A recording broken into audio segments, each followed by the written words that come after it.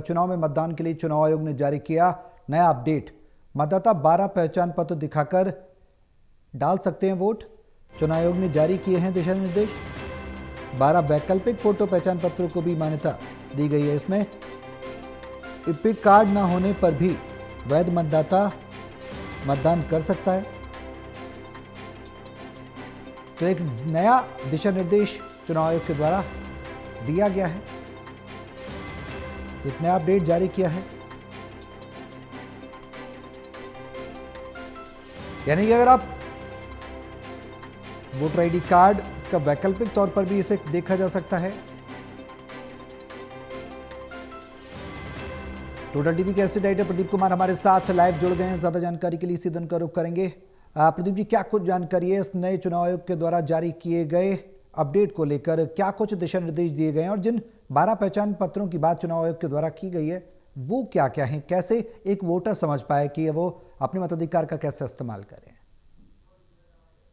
देखिए, चुनाव आयोग ने एक बड़ा निर्देश दिया है। दिशा निर्देश के तहत जो वैध मतदाता है जिनके लिस्ट में नाम शामिल है वो जो अगर उनके पास वोटर कार्ड नहीं है तो अन्य जो 12 वैध जो पहचान पत्र हैं उनको दिखाकर वो वोट डाल सकते हैं। तो चुनाव आयोग की ओर से इस प्रक्रिया को आसान बनाने के लिए 12 वैकल्पिक फोटो पहचान पत्रों को मान्यता दी गई है। यानी ईपीआईसी कार्ड न होने पर भी आधार, पैन या पासपोर्ट दिखाकर मतदान किया जा सकता है। इसको लेकर चुनाव आयोग की ओर से 12 वैकल्पिक फोटो पहचान पत्रों को जो मान्यता दी गई है, इसको लेकर अधिसूचना जारी की गई है चुनाव आयोग की ओर से। तो बिहार सहित 8 विधानसभा क्षेत्रों में सभी मतदाताओं को वोटर आईडी कार्ड वितरण किया गया है। चुनाव आयोग की ओर से कहा गया है, लेकिन अगर किसी के पास वोटर कार्ड नहीं है लेकिन उनकी मतदाता सूची में वो उनके वोट दर्ज हैं, तब वो अपने वैकल्पिक जो पहचान पत्र हैं उनको दिखाकर वोट डाल सकते हैं। ये जानकारी मिली है। इसमें कई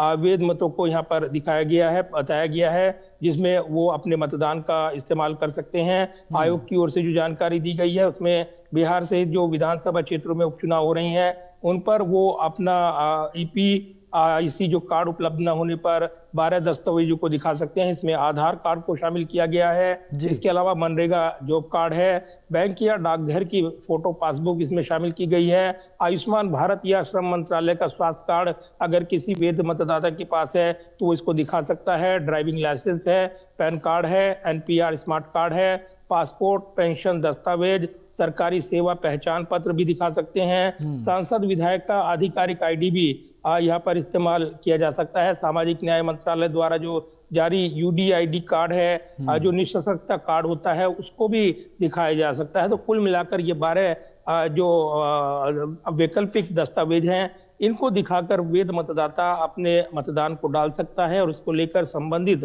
दिशा चुनाव आयोग की ओर से जारी किए गए हैं। प्रदीप जी, ये जो दिशा निर्देश हैं इनको इस तरह से देखा जा सकता है कि ज्यादा से ज्यादा वोटिंग हो, क्योंकि कई बार क्या होता था, पहले देखा जाता था कि मतदाता पहचान पत्र नहीं होता था लोगों के पास, तो वो मताधिकार का अपने इस्तेमाल नहीं कर पाते थे। प्राथमिकता यही है और चुनाव आयोग की कि ज्यादा से ज्यादा मतदान किया जाए, अधिक से अधिक मतदान हो सके, जिससे कि जो ओवरऑल एक्यूरेसी है वो सटीक बैठ सके और उसमें भी कोई वो ना हो। लोकतंत्र का महापर्व कहा जाता है चुनाव, उसमें ज्यादा से ज्यादा जन भागीदारी भी हो। ये एक पहल के तौर पर इसे कहा जा सकता है।